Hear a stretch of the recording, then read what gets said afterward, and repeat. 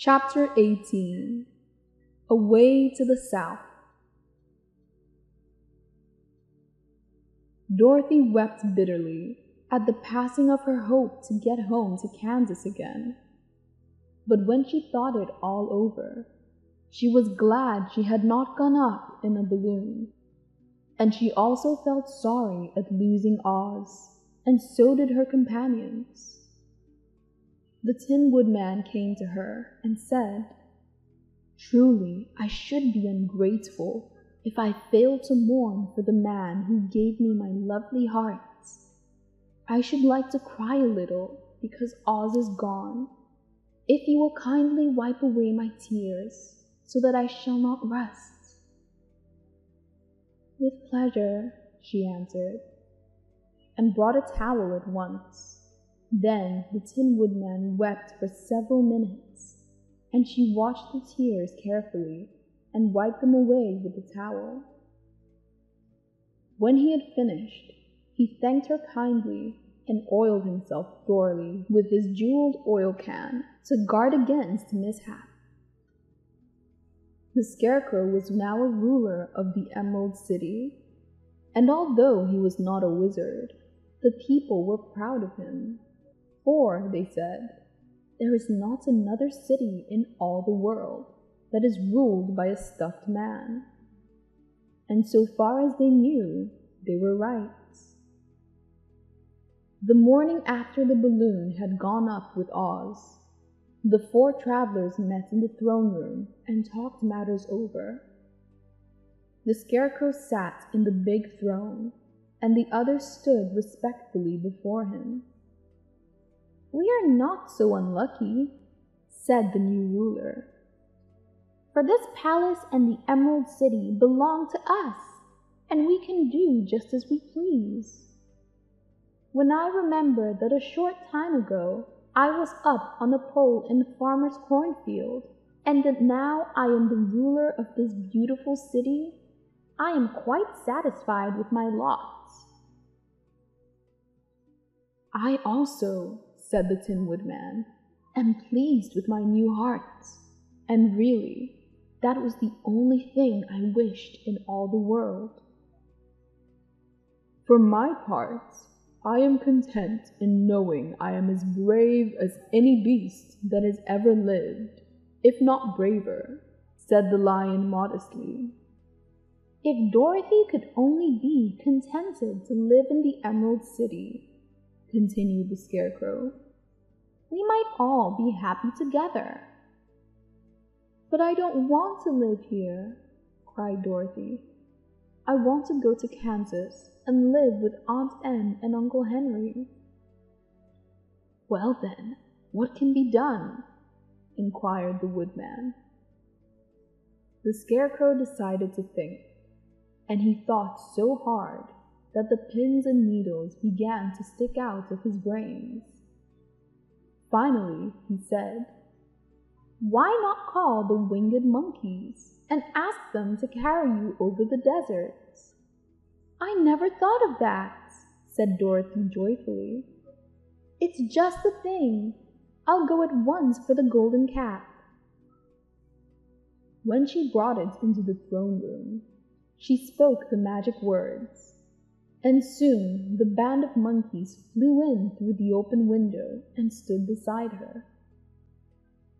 "This is the second time you have called us," said the Monkey King, bowing before the little girl. "What do you wish?" "I want you to fly me to Kansas," said Dorothy. But the Monkey King shook his head.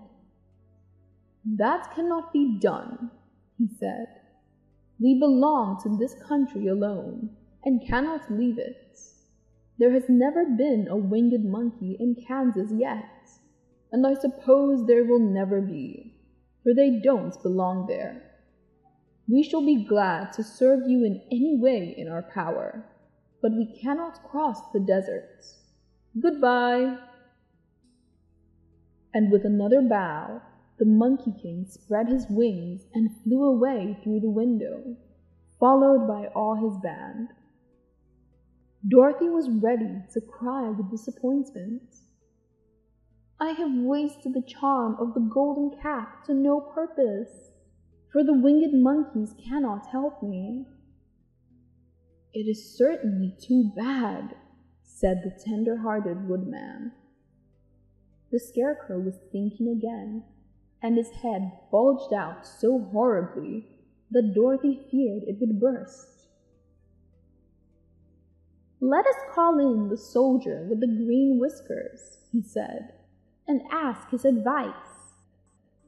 The soldier then entered the throne room timidly, for while Oz was alive, he never was allowed to come farther than the door. This little girl, said the Scarecrow to the soldier, wishes to cross the desert. How can she do so? I cannot tell, answered the soldier, for nobody has ever crossed the desert, unless it is Oz himself. Is there no one who can help me? Asked Dorothy earnestly. Glinda might. Who is Glinda? Inquired the Scarecrow. The Witch of the South.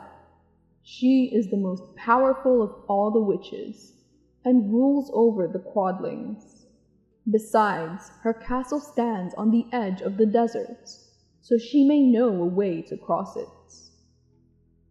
Glinda is a good witch, isn't she? Asked the child. The Quadlings think she is good, said the soldier, and she is kind to everyone. I have heard that Glinda is a beautiful woman who knows how to keep young in spite of the many years she has lived. How can I get to her castle? Asked Dorothy. The road is straight to the south, he answered, but it is said to be full of dangers to travelers. There are wild beasts in the woods, and a race of queer men who do not like strangers to cross their country. For this reason, none of the Quadlings ever come to the Emerald City. The soldier then left them, and the Scarecrow said, It seems, in spite of dangers, that the best thing Dorothy can do is to travel to the land of the South and ask Glinda to help her, for of course, if Dorothy stays here, she will never get back to Kansas. You must have been thinking again, remarked the Tin Woodman. I have, said the Scarecrow. I will go with Dorothy, declared the Lion, for I am tired of your city and long for the woods and the country again. I am really a wild beast, you know. Besides, Dorothy will need someone to protect her. That is true, agreed the Woodman. My axe may be of service to her, so I will also go with her to the land of the South. When shall we start? Asked the Scarecrow. Are you going? They asked in surprise. Certainly. If it wasn't for Dorothy, I should never have had brains. She lifted me from the pole in the cornfield and brought me to the Emerald City. So my good luck is all due to her, and I shall never leave her until she starts back to Kansas for good and all. Thank you, said Dorothy gratefully. You are all very kind to me, but I should like to start as soon as possible. We shall go tomorrow morning, returned the Scarecrow. So now let us all get ready, for it will be a long journey.